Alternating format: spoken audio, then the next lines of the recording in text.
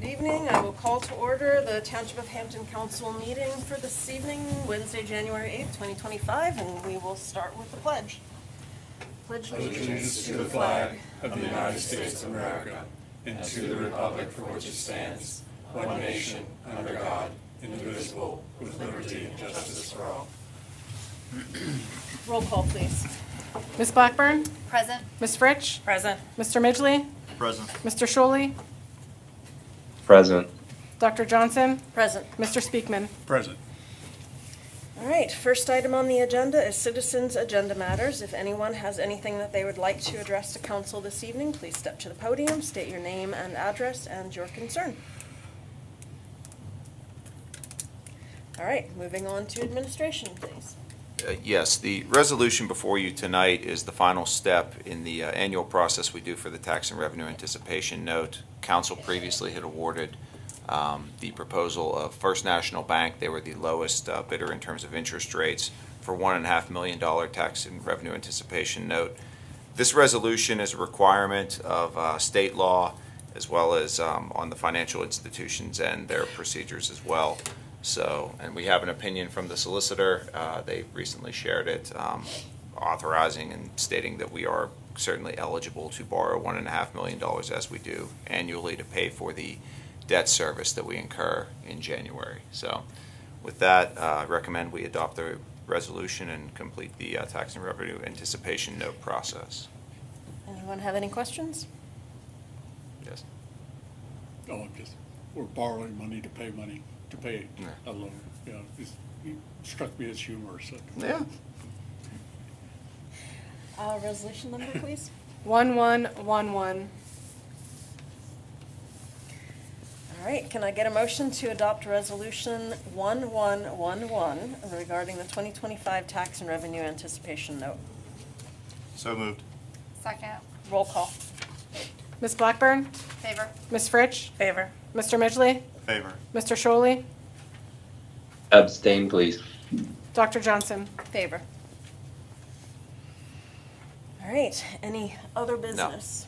All right, then we will adjourn and go directly into our regular meeting. As soon as I pull up the agenda for that one.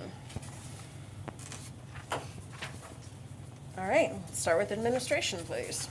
I will defer to the representative of the Police and Social Services Departments who are present.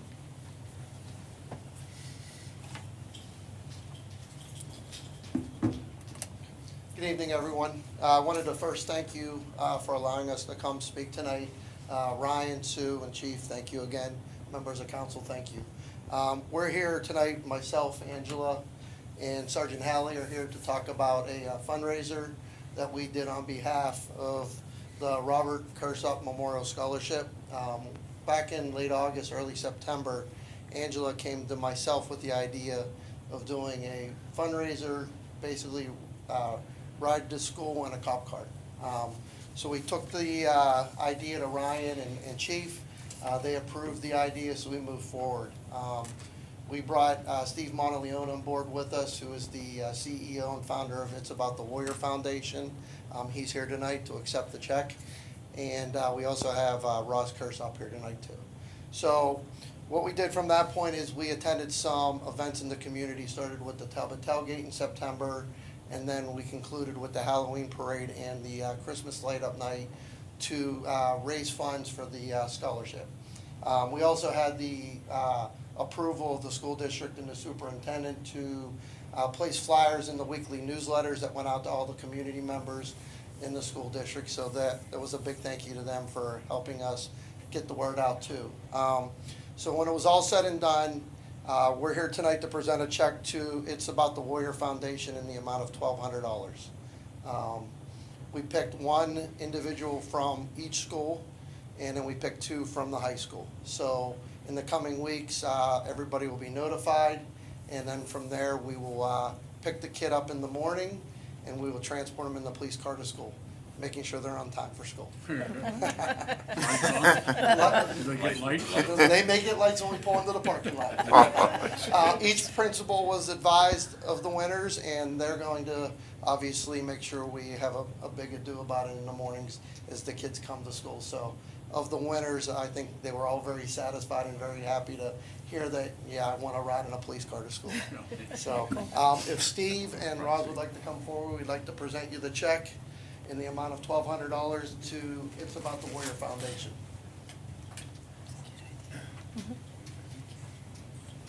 Chief, come on.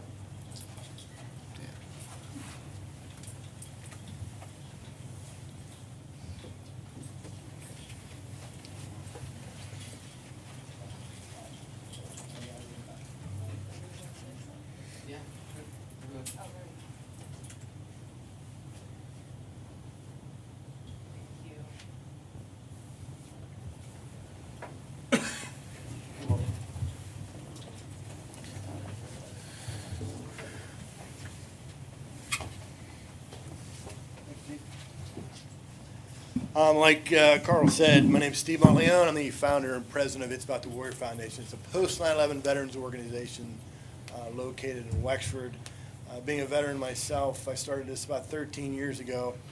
We have a variety of programs from mental health to pain management, you name it. Our office in Wexford with Dr. Tom Burnett, who's a physiatrist, and he's a former Afghan flight surgeon in the Air Force. Again, I started this 13 years ago. I was a teacher, coaching high school football. Everything was great, and for some reason I came up with this concept, and it just took off on me. I created a monster, and this past year, when Rob passed away on May 1st, I was actually in Wyoming hunting with a bunch of veterans. We took out on our annual hunting trip, and Rob was supposed to come with us, and he obviously couldn't make it. So I decided, I made an executive order over my board of directors. I'm like, look, here's the deal. I already made the decision. We're going to start a scholarship in his name because I always wanted to have a scholarship and give back to the community. And I thought, this is a great person to name it after. So we have 2 scholarships for $2,500 each for the next umpteen years. The foundation's already earmarked funds for that scholarship program. So I want to thank you for having me tonight, and that's it. Thanks. Appreciate it. Thank you.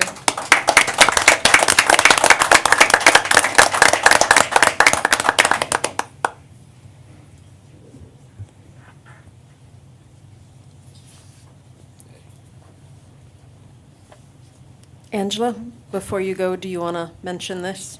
No? That's for some other time. Okay. Okay. All right, thank you.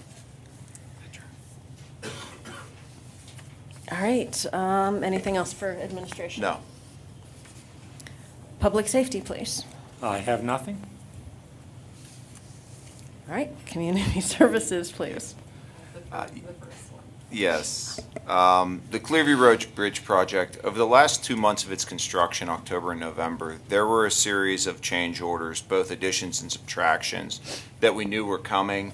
In the interest of completing the project, myself and Gateway Engineers agreed that we would settle these after the contract was completed. The list is before you tonight. The effect of this list of change orders is it increases the contract value by about a little over $8,000, but we are going to be reimbursed so that the actual expense to the township for this project is less than what we awarded back in July of 2023. The change orders, most of them we knew were coming, the additional change orders. The business signage was a request of the businesses to make sure that they were aware, that people were aware they were open during the closure. A new sanitary manhole was something that was a request of DES. The Duquesne light outage fee, which is $4,400. Again, we knew that we were going to have to pay the outage fee. We did not know what year we would incur that cost. That's why it was not included in the contract initially. The paving for HSWA was something, the restoration work was something we had agreed upon at the start of this contract to undertake with our contractor. The real cost that came out of the blue, but again, this is being reimbursed to us. People's Natural Gas made us aware in early November that their restoration contractor would not be able to get out there to do the restoration work in 2024. In the interest, again, of moving the project along and getting it done, they had approached us as to whether Pugliano, our contractor, would be willing to do the restoration, which we agreed to. We agreed on a cost for that. The reimbursement, actually, that we agreed upon with People's Natural Gas was more than the cost to us for the actual work for the restoration. And the deduct change orders were all what you would typically expect on a project like this. unused guide rail, unused milling and overlay. We did do a deduct for seeding. The contractor had hydro seeded in November.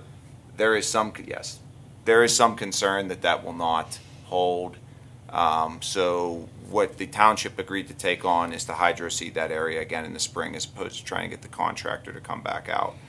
Again, the effect of these change orders is to increase the contract cost with Pugliano by a little less than $8,300, but with the reimbursement we're getting for the only unassumed change order, which is People's Natural Gas, the township will actually be paying $3,000 less in total value of the contract to Pugliano. So I don't know if there's any questions or comments. Sounds like good math. Yes. All right. That's Anyone it. else have any questions? All right, item B, please. Hello, good evening. This evening, I am requesting on behalf of JR, Jim, and myself, authorization to advertise for the annual construction equipment rental and construction tradesmen's program. I had included the entire packet, or the entire specs in your packet if you have any questions. Anyone have any questions? Thank you. All right. Item C, please. Good evening. First item is I'd like to seek authorization under the capital funds budget for concrete repairs to proceed with Lab 8 designs in the amount of $3,000. It's for professional services for them to do a bid package for the concrete work. In my notes that you have, we had some changes in the advertisement part and some dates. So we're looking to advertise this on February 20th and 27th, a 2-week public advertisement. Bids would be due right around March 20th. Bids open like March 21st, and then back here on the 26th for the regular meeting to approve the contract, to approve awarding to the contractor. Some of the items that we're focusing on, high priority, which would be the community center concrete, around the community center concrete. ADA curb cuts would be incorporated into this with the engineer design, which would lead to like the parking lots that are currently aren't there. And then looking at drainage and the heaving concrete at the front doors as well. If you've been there this week, the front doors have been closed because the concrete is heaved and the doors are rubbing. I don't have the history on that, so I'm not It's really been an ongoing problem for Okay. a few years at least. So we're looking to address that issue with this concrete, with this funds budget, capital budget. Add alternative areas within the park would include like the pool areas, just like, we would tap a linear foot or square foot of, pad replacements. Within that, I know police station front entrance has like a pad or two that need replaced. So those would be add alternates to this package. So any questions? I just had one question. So you said that you would advertise for the bids on the February 21st, and then they had to return it to you by the 26th? Advertisement would be February 20th and 27th, publicly. Bids would be due on March 20th. Oh, okay, I misheard that. I thought it was like a 5-day window there. No, Okay, okay, bids would be okay. due on March 20th, and then open on March 21st.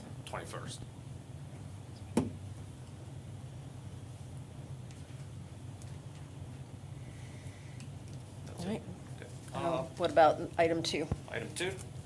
Item 2 would be would like to request the release for capital funds for the community center lighting upgrade in the amount of $52,692.50. This is greater than budget of $50,000, so it's greater by $2,692.50. This is to replace all the lighting in the great rooms. So when this first came an issue, the controls in the great rooms original to the building have failed. They're obsolete controls, so I looked at doing repair on them initially, but the cost was so significant that it just made more sense to go with new controls. But when you do new controls, you must do new lighting with it. So that's how that started. So like right now, the Great Room A, I believe, is the controls are bypassed. So you have, what they're doing is just, they're turning them off and on by breakers. So how we do scenes is you kind of just mess with the breakers between the two rooms, and that's how they create scenes for events. So we waited till 2025 to do this project. I know. I got some good ideas in my head, you know? Oh, yeah. So we waited till 2025 to do this project, which wasn't an issue. We got through when the controls failed. So we're looking to replace all the fluorescent with LEDs, new directed digital controls that will be integrated into the building automation systems that we currently have, community center, police station, even this building has it on the front end as well. So that'll be incorporated into it. So height, we would purchase all the materials in February. That's through CoStars at $20,542.50. Dilts Enterprises would do the install, which they are part of CoStars and currently part of the trades program. That cost is $28,525, but this project wouldn't commence until June 9th. June 9th to June 27th is when we would do this project. There's bookings up until then, so there's no available dates up until that period. This would take roughly about 2 to 3 weeks to complete, so we would have to have both of those rooms not occupied. And then OZ for an integration of $3,625, and what that would do is integrate to the building automation system.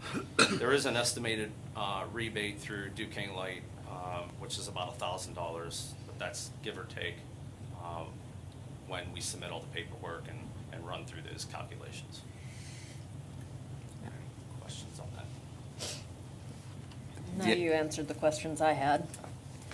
Yeah, so you're asking for $2,000 or $3,000 more than what we originally budgeted. Is there an increase in scope, or do we just underestimate it from the first ask? Just kind of help me understand why we have to go a little above what we were originally planning. Yeah, when I first budgeted this, I did budget pretty tight, asking for $50,000. I thought it was more than enough, but the lighting controls, being that they're computer based, and lighting packages have increased over that period of time. I did that roughly about 6-7 months ago. Yeah. So even before I did that, I was right around 47, 48, giving myself a wiggle room about $2,000. Yeah. I don't see much contingency with it, if any at all. I mean, because everything's right there. It's just replacing, and how they wrote the scopes. There's, it's not like a construction project. The wiring's all there, so it's really just take out, replace. So Yeah. Yeah. And I did juice several of the budget numbers. This unfortunately was not one that I increased to cover a contingency, so it's much on my end. The point I would make is, while this is going over budget, ironically what Mr. Degnan is going to talk about in a few minutes is actually $6,000 under what we anticipated for the budget, so the effect is negligible. Yeah, it all comes from the same pot. Yeah. Now, and then another quick Hey, question. JR. Go ahead. Dan, Go go ahead. Sorry, I was just going to ask if on the budget, $2 to $3,000 over, but is the Duquesne Light rebate included or excluded, JR, in that? excluded. Okay, so it could potentially be a little less. That helps. Thank you. Yeah. I mean, we're $2,700 over right now, but if the Duquesne Light is estimated at $1,000, so then we're right around $1,600, $1,700 over. So, and then talking a little bit about the controls. So are we trying to future-proof this a little bit? I noticed that you're using BACnet. BACnet's a long-standing control scheme in buildings, and moving to that direction is certainly a good idea. But do we use BACnet everywhere, or moving in that direction? Yes, currently the OZ controls, which is a Niagara front end, is all BACnet, so it's not proprietary. Right. This would be the same, it would integrate into it. So to answer your question a little bit further with the controls, my future plan with that is to, as we do other projects that involve lighting, to integrate that particular piece going forward, even to exterior lighting So the exterior lighting, all the time clocks would go, all your photo cells would go, and then that'd be incorporated into a digital program of exterior lighting. So that's an ultimate goal Yeah. moving forward with a package like this. Yeah, because it gets very expensive, as Jim knows, trying to get away from proprietary control schemes and undo things that have been done in the past. So. Very aware of that. Yep. Yes. Anything else? Thank you. All right, thank you. All right, environmental services, please. Thank you, Madam President. We are requesting the purchase of a Kubota RTV through the DES capital outlay as per my memo to the manager on the 2nd of January. Did anyone have any questions? All right, anything else? I have nothing else unless there are questions.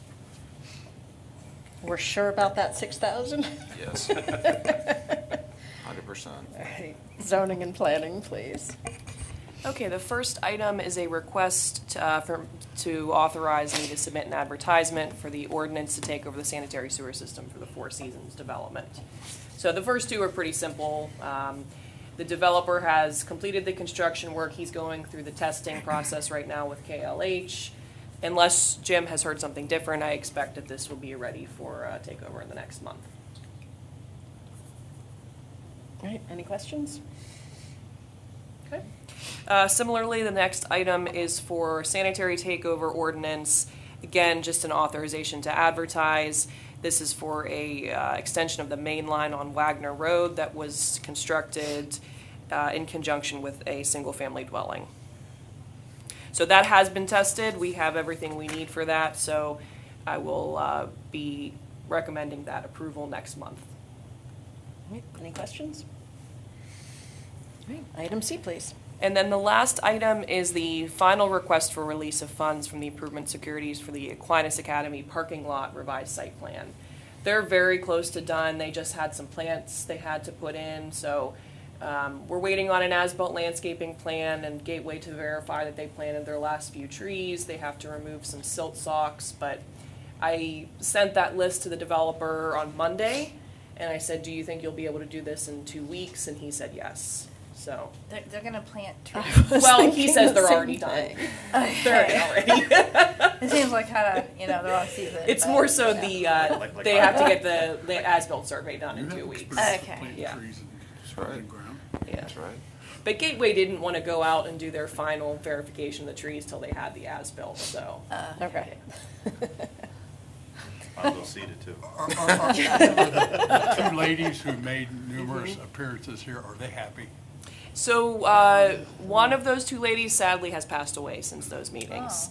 Yeah, and the other one, I believe, sold her, both of them, the houses now belong to Aquinas Academy.